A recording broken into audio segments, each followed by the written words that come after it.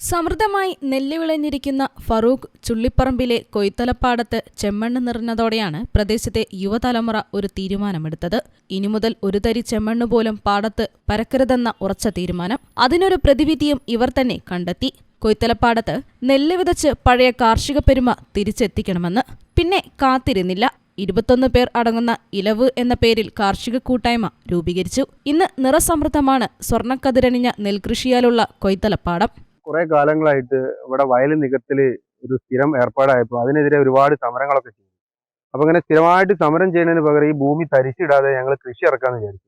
അപ്പൊ അതിന്റെ ഭാഗമായിട്ട് ഈ ലാസ്റ്റ് ഇവിടെ വിൽക്കാൻ വെച്ചിരിക്കുന്ന ഒരു ചെറിയൊരു ഭൂമി, ഒരു ഭൂപ്രദേശം, ഒരു 20 സെന്റ് ഞങ്ങൾ ഒരു ഗ്രൂപ്പ് ഉണ്ടാക്കിയിട്ട്, ഒരു കാർഷിക ക്ലബ്ബ് ഉണ്ടാക്കിയിട്ട് ആ ഭൂമി വാങ്ങിച്ചിട്ട് അങ്ങനെ അതിൽ കൃഷി ചെയ്ത് തുടങ്ങിയതാണ്.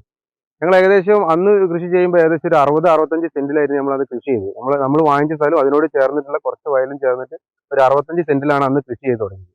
പിന്നെ രണ്ടാമത്തെ വർഷം നമ്മൾ എന്താക്കി വെച്ചാൽ അത് മാറ്റിയിട്ട് അപ്പോൾ തരിശു ഭൂമിയിൽ നമ്മൾ കൃഷി ചെയ്തപ്പോൾ നല്ല രീതിയിൽ നമുക്ക് വിളവ് കിട്ടി. നമുക്ക് ഇവിടെയുള്ള കൃഷി ഓഫീസർ നല്ലധികം സപ്പോർട്ടാണ്.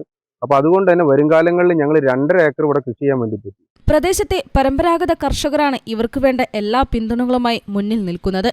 21 അംഗങ്ങളും ഊഴം വെച്ചാണ് കൃഷിയെ പരിചരിക്കുന്നത്. ഇത്തവണ പട്ടാമ്പി നെല്ല് ഗവേഷണ കേന്ദ്രത്തിൽ നിന്നും എത്തിച്ച കാഞ്ചന ഇനത്തിൽപ്പെട്ട അത്യുൽപാദന ശേഷിയുള്ള നെല്ലാണ് കൃഷി ഇറക്കിയത്.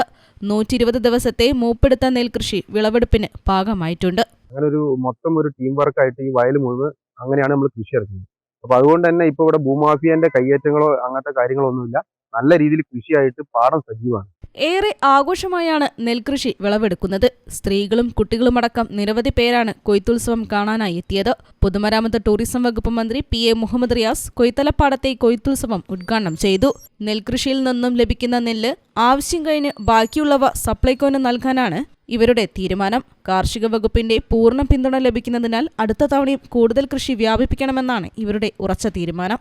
News bureau, Kozhikode.